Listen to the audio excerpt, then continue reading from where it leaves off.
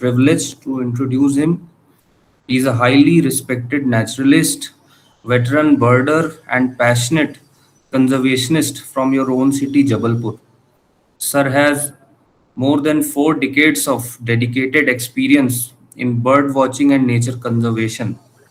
So, this session is going to be very full of knowledge. There is a lot to learn from Sir. So, I hand over to you, sir. We are eager to. We have. Am I audible to you, sir? You are there.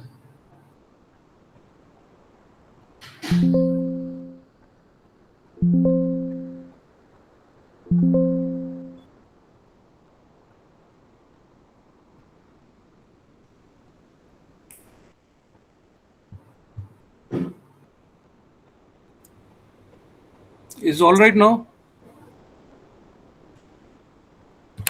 All All good, good, sir. sir. Uh, my voice All is good. coming? Yes. Yes, sir. Yes, sir. You are Okay, audible and you are. Yes. okay. Good afternoon, students. uh, or I should rather say the delegates of the Avifauna Conservation Commission of India. Okay, and you are preparing for Chhatra Paryavaran Sansad. Uh, Quite big words, and this event is going to be big, like the words I used. Mm, okay, now today's topic is the association of humans with birds through the ages, how it developed. And in the present times, the decline, how the birds are declining, and then how they can be revived.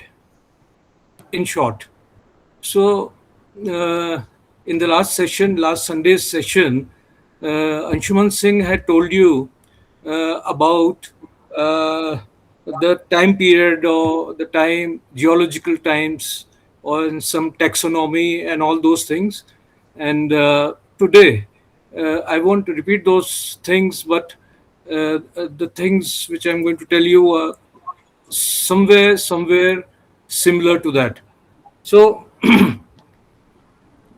so again, in short, I'll go tell you about uh, give you a sense of the geological times and which are older, the humans or the birds. Definitely the birds. They came much earlier than the humans. And is it all right? I'm audible? Okay. Uh, now the basic thing is that how old is the Earth? We say it is 4.6 billion years old. So you convert that into million of years old. That comes to 4,600 million years. So while talking about geological times, we always talk in terms of millions of years. Like such event happened so many millions years ago, or the short form is MYA. Okay, then then the birds came to the earth about 150 million years ago. Now there's a big difference between 4,600 and 150.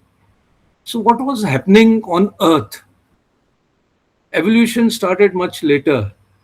This is a very interesting topic again, but not related to a topic, today's topic. So I'll skip this and uh, talk about when the birds came. That was 150 million years ago.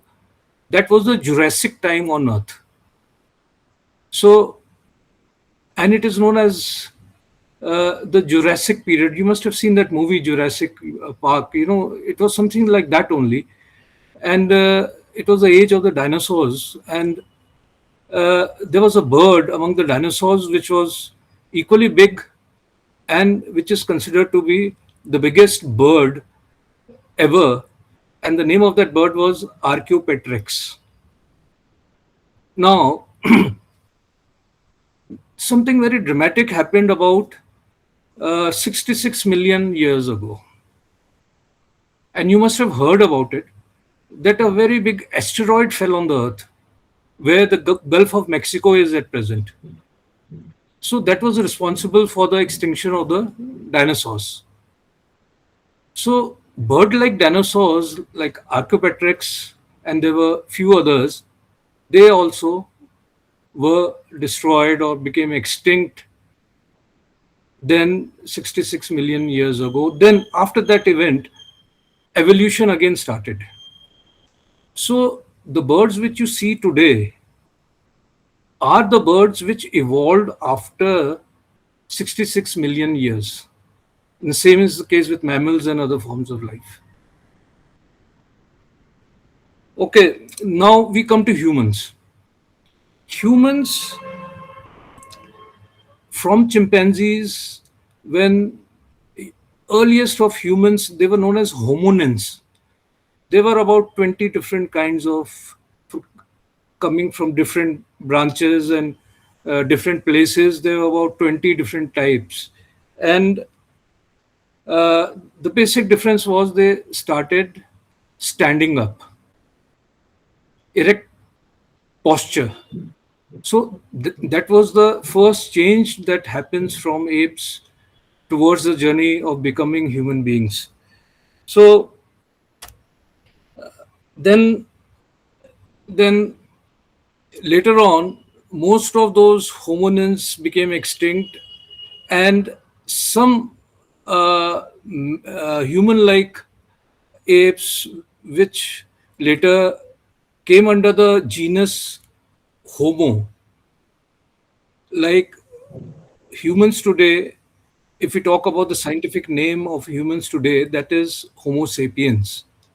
So that Homo is the genus, sapiens is a species. Now the genus Homo started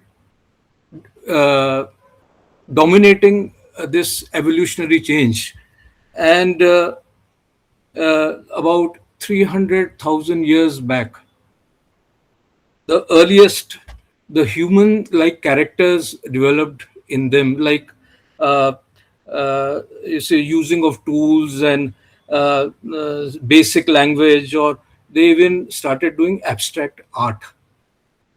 And where they started doing this? In the caves in which they were living. Why were they living in the caves? Because that was the ice age period. The whole earth was covered with ice. That was very recent. I mean, it continued up to about 10,000 years ago. So recent it is. See, from where we started, 150 million years ago, the birds evolved, and the earliest humans, they are only about 300,000. The earliest ones are 300,000 years old, or about approximately 3 lakhs. So where was this happening? In the African continent. And from there, they started moving all over the world. And so if you talk about they were living in caves, they had to protect themselves from the extreme cold, and they had learned to light the fire for warmth. And what sort of how did they sustain themselves? They hunted animals, and they were also scavengers. I mean, they ate the leftovers of the animals which were killed by the bigger predators. In size, they were quite small as compared to what other animals were present then. So now we have the birds in the time we have the birds and the humans living in the caves. How the earliest impressions we find on earth were the cave paintings, and in different parts of the world, those early human beings, most of the time they were inside the caves only. And of course, when they had to hunt, they had to go out. But during the time which they stayed in the caves, their creativity. They made cave paintings, and those paintings are still present. And by looking at those paintings, we can gather some information. They're the earliest records of the association of birds. Like in France, they found cave paintings where a painting of an owl is there, in which the head is turned about 270 degrees, like that at the back. You know very well the owls can turn their heads. So like in then another was in Spain.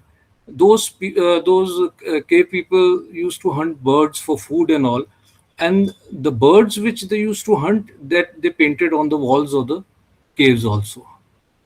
And one is found in Australia. It is like an emu. You know, emu is found in Australia only. It is an endemic bird of Australia. Now, the size which they painted, comparative, was it was 3 times bigger than what the size of emu which we find in Australia at present. So, so that also means, that tells us that those prehistoric animals were much bigger in size than what we find today.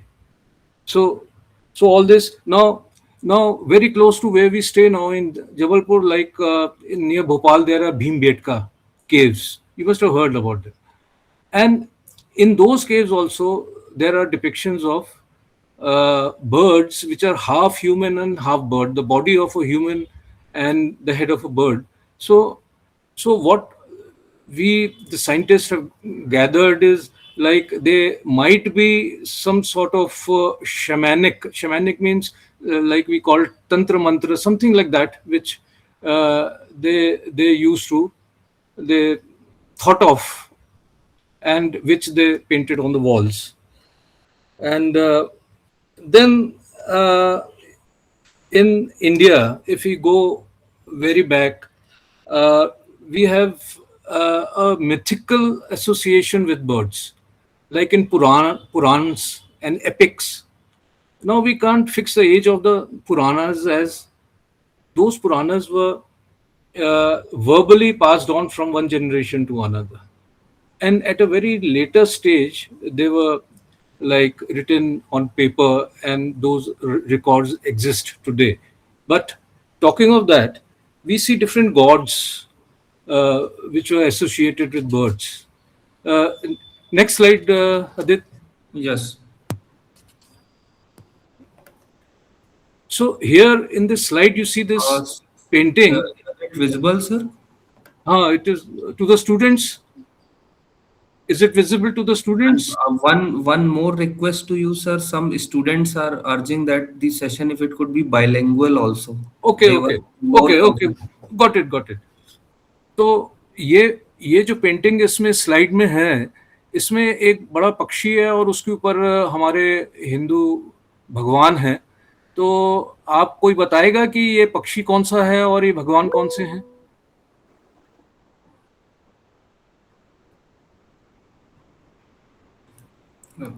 देखिए, वो अब time कम है, मैं फटाफट चलता हूँ आगे. ये पक्षी गरुड़ है. आपने नाम तो सुना होगा, गरुड़ पक्षी. और जो भगवान विष्णु भगवान बैठे हुए हैं उसके ऊपर. और ये हमारे इंडियन माइथोलॉजी में ये बहुत सारे ऐसे इंस्टेंसेस मिलते हैं जहाँ पर ये एसोसिएशन हमको देखने को मिलते हैं between the birds and the humans. और एक और मजे की बात है, ये जो पेंटिंग है ये राजा रवि वर्मा ने बनाई है, जो कि बहुत फेमस पेंटर थे अबाउट 100 years बैक. और इनकी पेंटिंग्स अब जो मौजूद हैं वो करोड़ों रुपए में ऑक्शन में जाती हैं. And he was famous for painting the Indian mythology and Indian gods. Anyway, then we have an example of Jatayu. Jatayu was a vulture which is mentioned in Ramayana. जब सीता को रावण किडनैप करके ले जा रहे थे तो जटायु लड़ा था उनसे, कोशिश की थी उसने बचाने की सीता को, पर वो मारा गया था उस प्रोसेस में. और उसको हम लॉयल्टी और सेक्रीफाइस के कारण जानते हैं जटायु को. ऐसे ही एक हमसा है जो कि स्वान जिसको बोलते हैं, वो गॉडेस सरस्वती के साथ उनका एसोसिएशन रहा है। और ऐसे ही पीकॉक का भगवान कृष्ण के साथ रहा है। डांस म्यूजिक उनको बहुत पसंद था। मुरारी है जो एक क्रेन है, जो क्रेन जैसे सारस क्रेन होता है उस टाइप का क्रेन, और उसका सर हमेशा ऊपर की तरफ देखता है, वैसी पिक्चर्स हमको देखने को मिलती हैं। उसका ये मतलब है कि that bird was searching for wisdom and truth looking up at the skies. और एक बड़ा इंटरेस्टिंग है जो उल्लू है, वो अपनी गॉडेस लक्ष्मी के साथ भी एसोसिएटेड है। और पर एक बहुत ही गलत चीज जो अभी हो रही है अभी के टाइम में, कि उसको सेक्रीफाइस किया जाता है दिवाली के टाइम पे। तो ये एक मिसकंसेप्शन है जो कि रुकना चाहिए। और एक और बर्ड है जो कि दशहरा के टाइम में लोग सोचते हैं कि वो दिख जाए तो हमारा बहुत भाग्यशाली होंगे यदि वो बर्ड आप बता सकते हैं कौन सी है? It's Neelkant. Yes, okay. Now we call it Neelkanth, और इंडिया कॉमन इंग्लिश नेम जो है उसका इंडियन रोलर है। पर यहाँ पर ये बात है कि ये उसका कंठ जो नेक है वो नीला नहीं है, पर उसके बाद भी हम उसको नीलकंठ बोलते हैं। तो नीलकंठ कौन सी बर्ड है? नीलकंठ बिल्कुल इंडियन रोलर उससे मिलती जुलती एक और बर्ड है जो कि माइग्रेटरी है, और अक्टूबर के महीने में इंडिया एंटर होती है वेस्ट कोस्ट से, एमपी महाराष्ट्र से होते हुए, और साउथ से फिर वापस चले जाती है। वो करीब 1 महीने खाली इंडिया में दिखती है, और वो नीलकंठ ही की एक डिफरेंट स्पीसीज है, पर उसका जो नेक है वो ब्लू है। तो मेरे हिसाब से वो रियल नीलकंठ है। यार एनीवे ऐसी जो इन्फॉर्मेशन है वो मैं कोशिश करूंगा आपको बताने की, और उससे क्या है कि बहुत सारे जो गलत इन्फॉर्मेशन फैली हुई है वो क्लियर होगी उससे। Is that bird the Eurasian roller? जो Eurasian roller, yes. It is called as Eurasian roller. if you could just tell them why is it called the roller? Why, because of the rolling it back. Why the name roller? I can't recollect. If you can chip in. If you see the flying pattern, it goes up high in during the breeding season, and then would come down rolling, and go back in circles. If you remember that. Okay. That's why it got colored. अच्छा, इसके बाद हम और थोड़ा सा पास आते हैं towards the modern times. खाली 10,000 पहले जो ह्यूमंस थे उन्होंने ये नोमैडिक लाइफस्टाइल, जो घुमंतु जिप्सीज टाइप थे, घुमंतु थे ये लोग, एक जगह टिक के नहीं रहते थे। जहाँ इनको खाना मिल जाता था और आश्रय मिल जाता था वहां पर रुक जाते थे। तो ये खाली 10,000 साल पहले ही हुआ है कि वो सेटल हुए हैं और उन्होंने एग्रीकल्चर स्टार्ट किया है। अब एग्रीकल्चर जब उन्होंने स्टार्ट किया तो घर भी बनाया अपना। घर बनाने के साथ और उनको जो प्रोटीन्स की जरूरत थी खाने में, वो ये कुछ हद तक, वैसे तो ज्यादा वो जानवर ही मारते थे, पर बर्ड्स भी वो मार के खाने लगे और डोमेस्टिकेट भी करने लगे, पालने भी लगे। तो एक बर्ड है जो सबसे पहले जिसके एविडेंस मिलते हैं जो कि ह्यूमंस के साथ एसोसिएटेड है, वो है रेड जंगल फाउल, जो हमारा जंगली मुर्गा है, लाल वाला। हमारे एरिया में 2 मिलते हैं, एक लाल होता है, एक ग्रेइश होता है। Red jungle foul and grey jungle foul. जो रेड जंगल फाउल था, that bird is considered to be the father of all poultry which is present in the world today. Breeding करके उसकी अलग अलग जो वैरायटीज थे वो बनाए गए। कोई मीट के लिए जो आप अभी प्रेजेंट में चिकन खाते हैं, वो जो है वो सब उनका जो थे, जो ओरिजिनल जीन्स थे, वो रेड जंगल फाउल से ही आए हैं।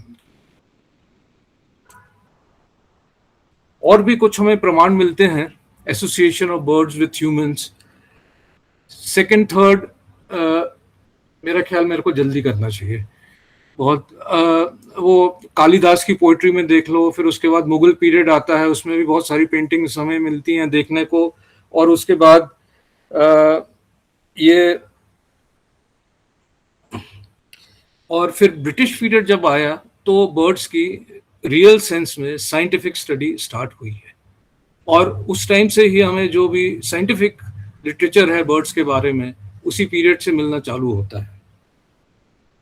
अब मॉडर्न सिटीज जो हमारी डेवलप होनी स्टार्ट हुई, वो हम इंडिया की बात करें तो turn off the 20th century मतलब 1900s के बाद ये हम देखते हैं कि हमारी मेजॉरिटी पॉपुलेशन रूरल एरियाज में रहती थी, वो 14% खाली सिटीज में रहती थी, और मेन उनका जो ऑक्यूपेशन था एग्रीकल्चर था, और जो जोग्राफिकल एरिया था इंडिया का वो ज़्यादा मोर देन 50% एरिया जो जंगल से कवर्ड था। और उसके बाद आज की बात करें तो अर्बन एरियाज हमारे 38% बोलते हैं, पर एक्चुअली में वो 80% से भी ज़्यादा है, क्योंकि जो मेजॉरिटी पॉपुलेशन है वो गांव से शहर की तरफ आती है काम करने के लिए और कुछ वापस चले जाती है। तो ये एक्चुअली जो स्टैटिस्टिक्स है अभी 38% की, ये मुझे गलत लगती है।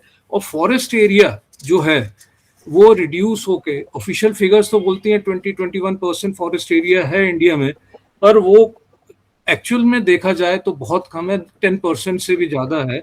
और ये फॉरेस्ट जो है ये बहुत सारी ऐसी चीज़ें कर इंक्लूड करता है जो कि नहीं होनी चाहिए उसमें, और अगले 25-30 साल में तो और बुरा हाल होने वाला है, मेजॉरिटी पॉपुलेशन सिटीज़ में आके रहेंगी। अब सिटीज़ का यदि इतना बुरा हाल होगा तो जो बर्ड्स के साथ एसोसिएशन है वो कैसे कायम रहेगा। अब सबसे बड़ी बात है कि हमारा जो खाना जो हम खाते हैं वो जो है उसमें जो पेस्ट कंट्रोल है, कीड़े जो लगते हैं, वो ज़्यादा जो कंट्रोल होता है वो बर्ड से होता है। और कब से होता है? जब से जो मैंने बताया 10,000 पहले एग्रीकल्चर स्टार्ट हो गया था, तब से लेके आज तक, मतलब ये करीब 100-150 साल तक पहले तक ये बर्ड्स ही कंट्रोल करती थी। जितने पेस्ट कंट्रोल जो मेथड था वो खाली बर्ड्स के ऊपर ही निर्भर था। पर 1950s से हम देखते हैं कि जो अमेरिका के कुछ बड़ी कॉरपोरेशंस जो हैं वो इनऑर्गेनिक फर्टिलाइजर्स बनाने लगी, जैसे DDT नाम सुना होगा आपने, और बड़ी बड़ी कॉरपोरेशन जैसे ये बेयर्स है या यूनियन कार्बाइड है, ये सब। तो उसका जो असर हुआ अमेरिका में वो ये हुआ कि वहाँ की बर्ड्स मरने लगी, और बहुत बड़ी क्वांटिटी नंबर्स में मरी हैं वो। तो उस टाइम 1950s 60s की बात है, वहाँ पर एक लेडी साइंटिस्ट थी रेचल कार्सन। उसने एक बुक लिखी दुनिया को बताने के लिए कि ये जो जहर in form of inorganic fertilizers बन रहे हैं, इसका जो इल इफेक्ट्स हैं ह्यूमंस के ऊपर वो क्या है।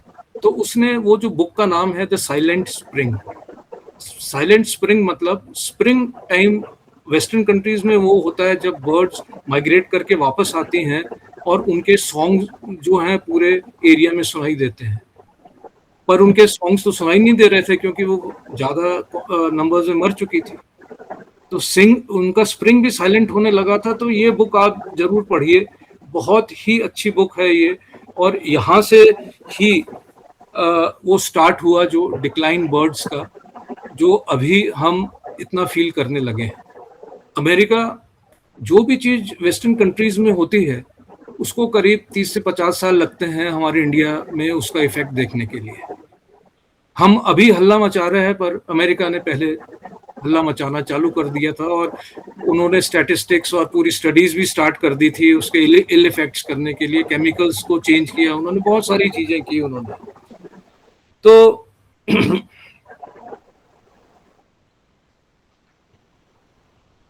तो अब ये जो ह्यूमन सेटल हो गए थे 10,000 साल पहले, और अभी भी हम देखते हैं कि फूड्स के बारे में बात की हमने, अब पेट्स के बारे में बात करते हैं। पेट्स भी हमने रखने स्टार्ट कर दिए। 2 से 3 हज़ार साल पहले इंडिया और इजिप्ट में हमें प्रमाण मिलते हैं वहाँ लिटरेचर से कि यहाँ पर पेट्स रखने लोगों ने चालू किए थे। और 15-16 सेंचुरी में जब शिप्स बने और एक कॉन्टिनेंट से दूसरे कॉन्टिनेंट जाने लगे, तो जो साइंटिस्ट और वॉयजर्स, चार्ल्स डार्विन का नाम सुना, और भी बहुत सारे लोग थे, वो स्पेसिमेंस इकट्ठे करके लाते थे, और जो बहुत ही ब्यूटीफुल स्पेसिमेंस होते थे वो उनके जो कंट्री के राजा होते, रूलर्स होते थे, उनको वो देते थे एज पेट्स, वो रखते थे। और वो जो ट्रेंड है पेट्स पालने का, बर्ड्स का, वो अभी भी चालू है, पर टू अ लेसर एक्सटेंट। अब जो हमारे इंडिया में जो डिक्लाइन हुई है बर्ड्स की, उसके बारे में थोड़ा हम बात करेंगे। तो सिटीज में हमने ये देखा, मेन जो बात है वो लॉस ऑफ हैबिटेट और नेस्टिंग साइट्स की। अब सिटी बनने के पहले जो लैंड थी that was covered with vegetation, trees, different kind of trees. अब सिटी जब बनी तो उसमें रोड्स, बिल्डिंग, सब कुछ बनना था, तो वो सब क्लियर होके बनने लगी। तो उसको हम फ्रेगमेंटेशन बोलते हैं, फ्रेगमेंटेशन ऑफ लैंड। जो एक कंटिग्यूअस, मतलब एक कंटिन्यूअस जो ग्रीनरी थी वो कट कट के वो छोटी छोटी होती गई।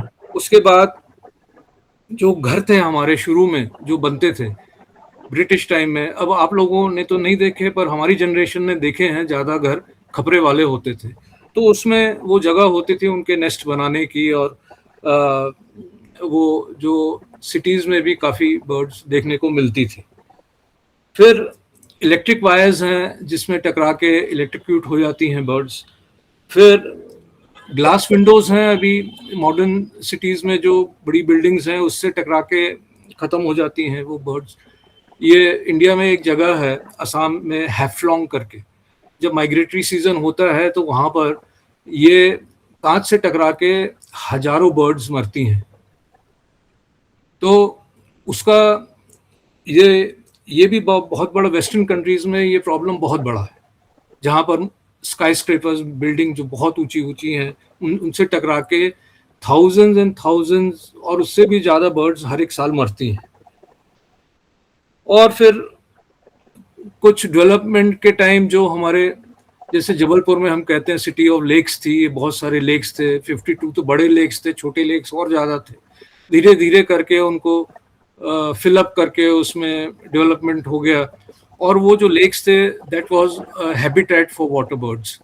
वाटर बर्ड्स और वेडर्स जो हैं वो, उनकी जो क्लास है बर्ड्स में वो काफ़ी ज़्यादा है, तो उनका वो हैबिटेट भी अर्बन एरियाज में डिस्ट्रॉय हो गया। फिर बात करें हम ट्रीज की, जो बड़ी ट्रीज थी वो कटे आजकल तो देखने को मिलते नहीं। जो थोड़े बहुत बड़े ट्रीज देखने को मिलते हैं वो इसलिए प्रोटेक्ट हो गए क्योंकि वो किसी गवर्नमेंट लैंड पे लगे हुए हैं और वहां पर अभी डेवलपमेंट पहुंचा नहीं है। वो भी कब तक बचते हैं ये हम नहीं कह सकते। फ्रूटिंग ट्रीज भी कम हो गई हैं बहुत सारी। तो जो ज्यादा स्ट्रेस था वो एस्थेटिक्स, मतलब ऑर्नामेंटल ट्रीज लगाने में ज्यादा हुआ, इंस्टेड कि हम जो बायोडाइवर्स ट्रीज थी, सेंट्रल इंडिया में 400-500 स्पीसीज के ट्रीज मिलते हैं, अलग अलग टाइप के प्लांट्स मिलते हैं, वो सब रिप्लेस हो गए विथ मोनोकल्चर्स। अब सड़क के किनारे ट्रीज लगाने हैं तो एक ही स्पीसीज के ट्रीज लगा दिए, तो डाइवर्सिटी खत्म होके ज्यादा जो स्ट्रेस है वो ऑर्नामेंटल, मतलब खूबसूरती पे आ गया वो। फिर पेस्टिसाइड्स और ड्रग्स, ये तो बहुत बड़ा प्रॉब्लम है ही। और एक इसका क्लासिक एग्जांपल है द रिडक्शन ऑफ वल्चर्स। कैसे हुआ वो लास्ट सेशन में अंशुमन सिंह ने आपको बता ही दिया है उसके बारे में, तो मैं इसको इलेबरेट नहीं करूंगा। फिर आती हैं फीरल कैट्स। कैट्स जो पालतू नहीं होती और जो घूमती हैं उसको फीरल बोलते हैं, मतलब जिसका कोई मालिक नहीं है जिसने उसको पाला है। अब बर्ड्स ही एनिमल्स में एक ऐसी स्पीसीज है जो कि शहरों में बड़े आराम से पेड़ों पे चढ़ जाती है, और बर्ड्स ज़्यादा अपने जो नेस्ट है वो पेड़ों पे ही बनाती हैं। मैंने खुद अपनी आंखों से कई बारी देखा है बर्ड्स को ट्रीज पे चढ़ते हुए, और उनके एग्स और चिक्स खा जाती हैं वो। तो ये भी एक बहुत बड़ा प्रॉब्लम है। फिर हंटिंग ट्रेड और पेट्स जो है, हंटिंग आज भी लोग पक्षियों को मार के खाते हैं, और उसमें pigeons, doves, पार्ट्रिजेस, क्वेल्स, wild wild foul, ये सब जो कैटेगरी के हैं बर्ड्स, वो ज़्यादा कंज्यूम हो रहे हैं। शहरों में हम रहते हैं, हमें इतना पता नहीं लगता, पर यदि हम शहर से बाहर थोड़ा जाते हैं, रूरल एरियाज में या रोड साइड ढाबाज में, आपको ज़्यादातर ये पक्षी, वो लोग पूछेंगे आपसे कि ये क्या आप खाना चाहेंगे। और पेट्स जो हैं, हालांकि अब हमारा जो वाइल्ड लाइफ प्रोटेक्शन एक्ट है उसमें बर्ड्स को एज पेट्स रखना अभी कुछ साल पहले अमेंडमेंट होके टोटली बैन हो चुका है, पर उसके बाद भी लोग, आपको भी मालूम है कि पैरेट्स सबसे ज़्यादा लोग पालते हैं, और पैरेट्स में भी जो एक स्पीसीज है एलेक्जेंड्रिन पैराकीट जिसको बोलते हैं, करन तोता बोलते हैं, वो सबसे ज़्यादा लोग पालते हैं क्योंकि वो मिमिक अच्छा करता है। और मैं आपको बता दूं कि पैरेट्स भी, अब आप बोलेंगे कि पैरेट्स तो एक ही 4 टाइप की पैरेट्स हमारे जबलपुर एरिया में देखने को मिलते हैं। Rose ring parakeet, plum headed parakeet, और ये एलेक्जेंड्रिन पैराकीट। तो ये जैसे जैसे आप इंटरेस्ट लेंगे बर्ड्स की स्टडी में, ऐसे आपको पता लगेगा ऑफ डिफरेंट स्पीसीज कि हमारे जबलपुर में एरिया में कितनी स्पीसीज हैं यहाँ पर। फिर हम ये देख रहे हैं कि कुछ स्पीसीज ऐसी हैं जिनके नंबर्स बहुत ज़्यादा बढ़ गए हैं शहरों में, और जो ट्रेडिशनली स्पीसीज मिलती थी शहरों में वो अब हमें नहीं दिख रही हैं यहाँ पर। तो इसमें सबसे बड़ा एग्जांपल है पिजन्स का। पिजन्स इसलिए क्योंकि ये बहुत अडेप्टेबल है और कुछ भी खा लेते हैं जिंदा रहने के लिए, और उससे क्या होता है, इनके नंबर्स बढ़ने के कारण जो दूसरी स्पीसीज हैं वो पुश आउट हो जाती हैं शहरों में से, और वो बाहर वाले एरियाज में चले जाती हैं। और फिर ये जो पिजन्स ज़्यादा हो रहे हैं, इसका जो बहुत बड़ा नुकसान हमें ये हो रहा है कि ये शहरों में डिजीज फैला रहे हैं, स्पेशली रेस्पिरेटरी डिजीजेस। और बार बार जो हम सुनते हैं, पढ़ते हैं, उसमें एक एग्जाम्पल हमेशा आता है सामने, वो है स्पैरो का। स्पैरो नहीं दिख रही हैं, पर हकीकत ये है कि स्पैरो के साथ और भी कई स्पीसीज हैं जो कि अब नहीं दिख रही हैं, जो हमारे टाइम में हम देखते थे।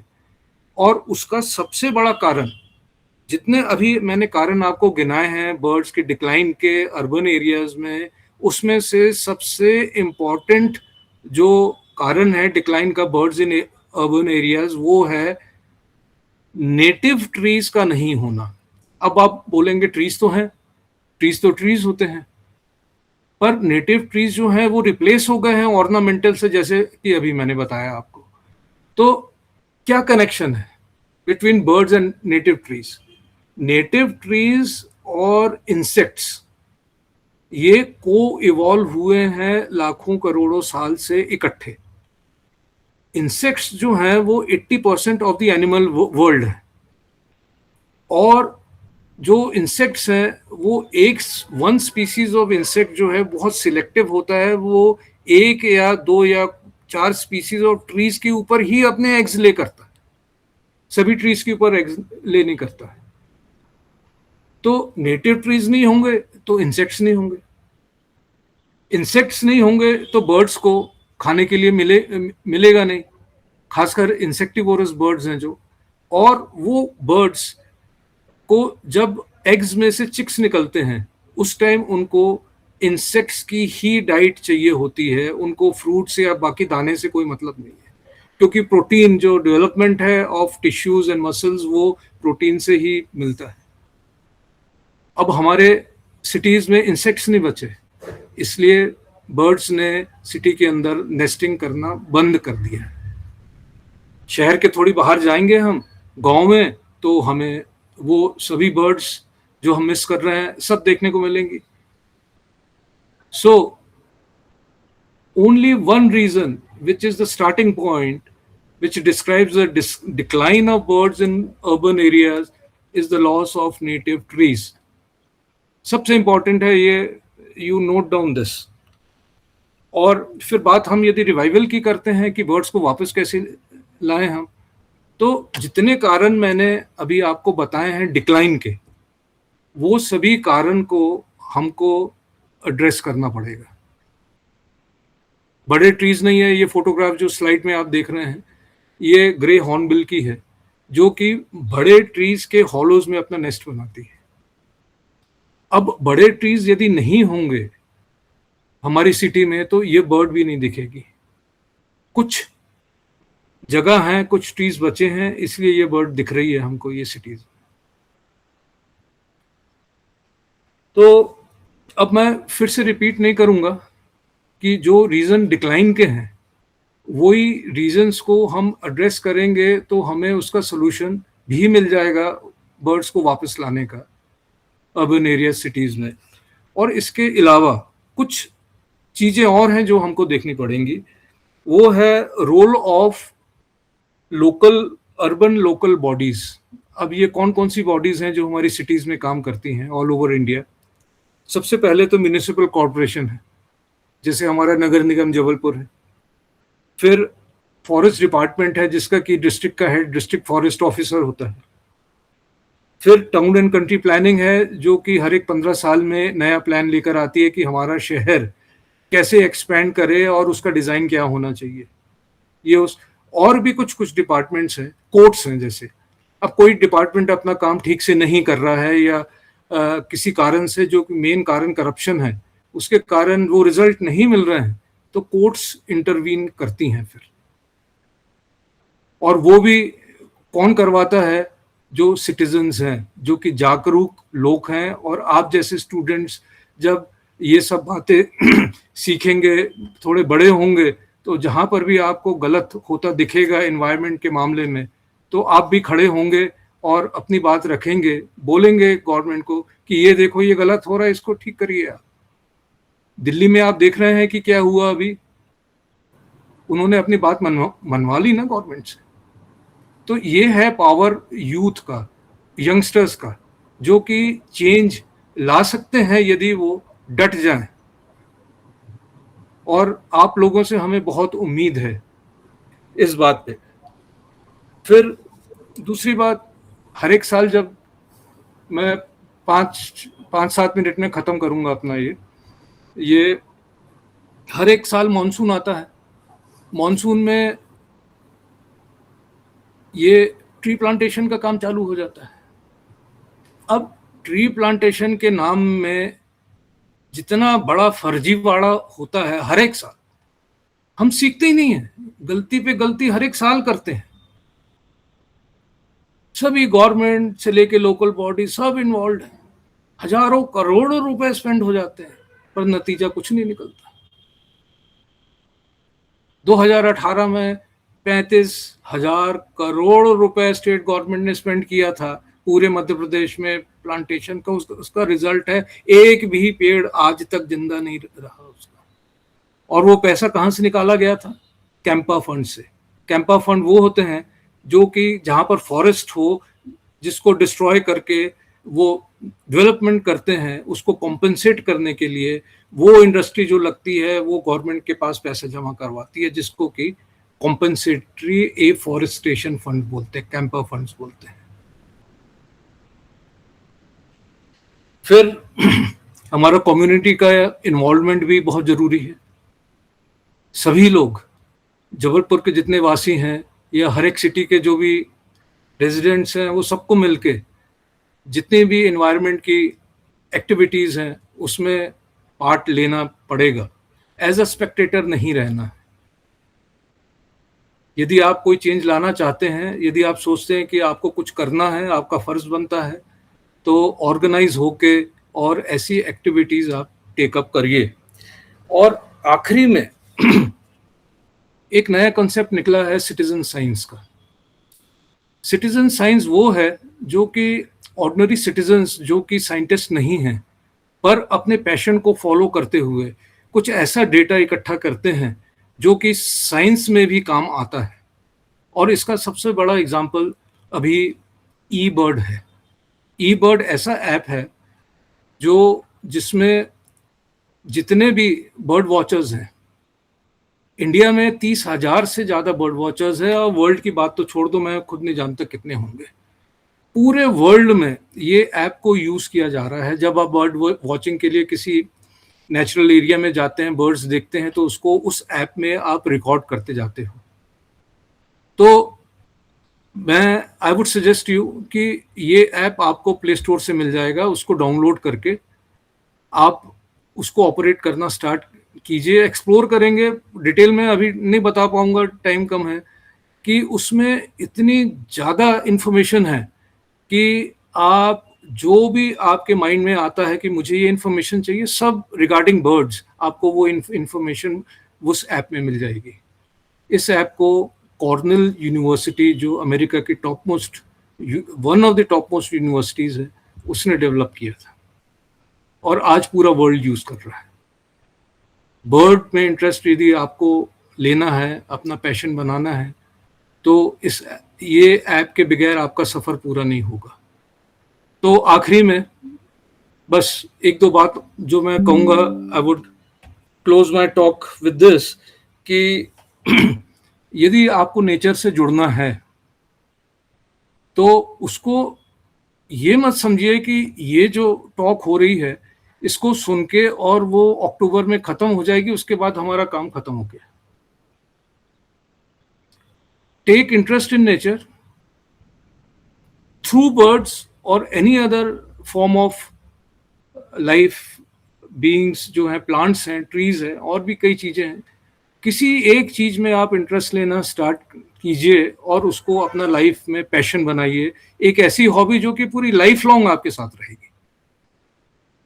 नेचर आपको सब कुछ देता है, आपसे कुछ नहीं मांगता in return.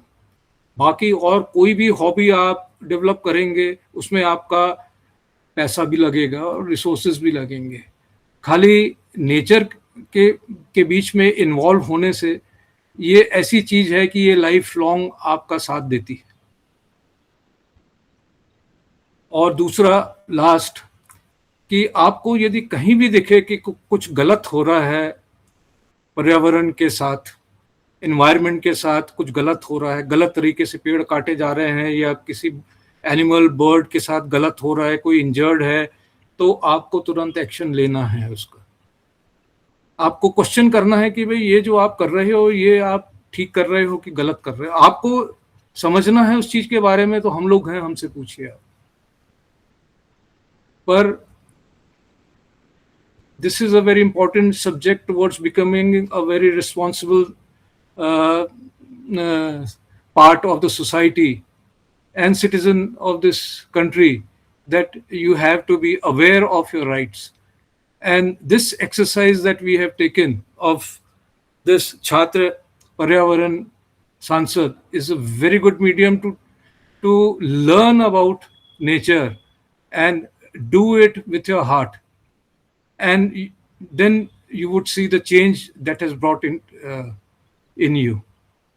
Thank you for listening. That's all for today. We'll be back next week on Sunday. Thank you very much sir. और आपने ये लास्ट स्लाइड और ऐड करी थी, दीज आर ये देखिए, जो सिटीज में जो मैंने बताया बर्ड्स जो डोमिनेट करने लगती हैं, वो पिजन्स का एग्जांपल दिया था। ये ऐसा नज़ारा आप लोगों ने देखा होगा कि वो टोटली डोमिनेट करती हैं और इतनी फास्ट मल्टीप्लाई करती हैं कि दूसरी बर्ड्स को पुश आउट कर देती हैं, एंड डिजीजेस भी स्प्रेड करती हैं।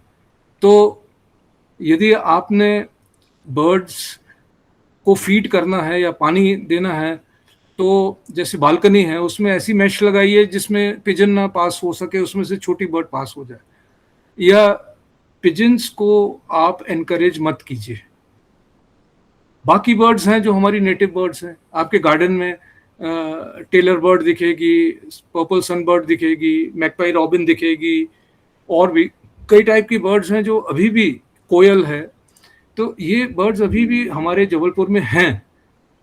तो इसको आपको नेटिव बर्ड्स को एनकरेज करना है और पिजन्स को डिस्करेज करना है, क्योंकि this is not good for the biodiversity. Anything else, Adit? so all the delegates please, अगर आपके कोई क्वेश्चंस हो, कोई क्वेरीज हो, तो आप बिल्कुल सर से पूछ सकते हैं. I would invite you. Someone has raised hand. Sir, at the starting of the session, which book did you mention? मैंने एक ही बुक मेंशन की थी, that is silent spring by Rachel Carson. Okay, ये thank you, sir. 1962 में लिखी गई थी और उसकी कॉपीज अब काफ़ी सस्ते में मिल जाएंगी आपको, अमेजोन से ऑर्डर कर सकते हैं आप. और इंसिडेंटली आई टेल यू, 64 में उसकी डेथ भी हो गई थी कि जीने नहीं दिया उसको मल्टीनेशनल्स ने. और भी बुक्स हैं नेटिव, जो कि नेटिव बायोडाइवर्सिटी समझने में आपको हेल्प करेंगी, वो मैं आपको व्हाट्सएप ग्रुप में लिख दूंगा. और कोई भी क्वेश्चन हो आपके सब्जेक्ट मैटर से रिलेटेड हो या anything else related to nature, feel free to ask me on WhatsApp. I will definitely answer all your queries. One more thing, sir, as we were discussing our topics, आपने बताया कि जो institutions हैं, corporation है, TNCP है, and we have courts, कि जब भी कुछ गलत होता है तो we always move towards courts. तो सर, डोमना को प्रिजर्व करने के लिए आपने भी PIL लगाई थी, उसके बारे में अगर कुछ बताना चाहेंगे बच्चों को, तो दे विल गेट अवेयर कि डुमना में क्या गलत चल रहा था and what action you have taken to preserve our nature reserves. देखिए, हमारे इंडियन सिटीज में ये बहुत बड़ा ड्रॉबैक है कि हम ग्रीन एरियाज नहीं छोड़ते जब भी हमारा अर्बन डेवलपमेंट होता है. कॉलोनीज जो रूल है, और फॉरेन कंट्रीज में मैंने देखा, अमेरिका, कनाडा वगैरह बहुत घूमा हूँ मैं, वहाँ पर हर एक नेबरहुड के बाजू में एक मिनी फॉरेस्ट होता है. और जो जितनी वाटर बॉडीज हैं वो इतनी साफ हैं, शहर के बीच में से फ्लो कर रही हैं, इतनी साफ हैं कि उसमें से आप पानी पी सकते हैं. जब वो लोग कर सकते हैं तो हम लोग क्यों नहीं कर सकते? तो ये the importance of green areas in developing cities of India बहुत ज़्यादा है. और we are lucky enough to have Dumna Nature Reserve within municipal corporation limits of Jabalpur. बहुत कम सिटीज में है, और वो उसका जो इम्पोर्टेंस है लोग अभी समझते नहीं है उतना कि उसमें नेचर और जो बायोडाइवर्सिटी है वो कितनी है, और उसको आगे भी डेवलप करने की हम कोशिश कर रहे हैं. ऐसे ही ऑन द सिमिलर लाइंस जो मदन महल का एरिया है, हिली एरिया है, उसमें भी कुछ डेवलपमेंट फ्यूचर में आने वाले हैं आपके. तो this is very important in urban areas, that such areas जो टाउन एंड कंट्री प्लानिंग है उनको असर्टेन करना है कि उतने परसेंटेज एरिया ग्रीन एरियाज के लिए छोड़े. अब रायपुर में जब नया रायपुर बना था, तो जो पुराने रायपुर में जितनी गवर्नमेंट अकोमोडेशन बिल्डिंग्स थी, जब उन्होंने डिमोलिश की और न्यू रायपुर में शिफ्ट की, तो पुरानी बिल्डिंग्स की जगह में उन्होंने फॉरेस्ट बनाए, उन्होंने दूसरी बिल्डिंग्स नहीं बनाई. हमारे एमपी में ही हमारी एक सिटी में ये एग्जाम्पल है, हमको उसको फॉलो करना चाहिए. और ये जो किसके ऊपर डिपेंड करता है इम्प्लीमेंटेशन के लिए, जो हमारे सिटी कमिश्नर हैं या फिर कलेक्टर हैं, जो डिसीजन मेकर्स हैं जितने, उनके पीछे हमको पढ़ना पड़ेगा यदि वो अपने आप नहीं सोचते या ये ऐसी प्लानिंग नहीं करते. We have to get after them and tell them and see that all those green areas are incorporated in the future plans. Adit. Thank you sir. And एक बार मैं फिर पूछना चाहता हूँ कि if any delegates have any question want to ask sir, because ये जो समय की सीमा है वो भी लिमिटेड है, उसको भी देखना है हमको. So I think, sir, we are done, and thank you very much for this enlightening session. और आपने बच्चों को आज बहुत ज़्यादा मोटिवेट किया है कि वो एक environment जो है और ये जो birds है, ये जो समस्या है, उसको एक different लेंस से देखें, उसके प्रति जो और सेंसिटिव होके देखें उस चीज को, उसके बारे में सोचें, and will work together for the betterment of this sir. Thank you very much. Okay, I'll be there again next week, Sunday. We'll meet again. Yes. Okay, bye. Thank you very much. Thank you.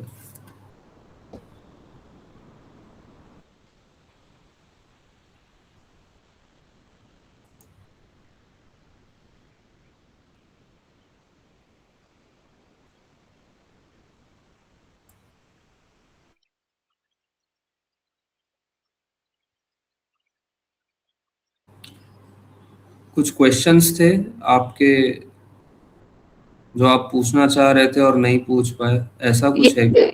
Yes, sir. Sir, I have a doubt. Sir, I didn't understand what are ornamental trees and the sparrow. Are they eating selective insects that they cannot?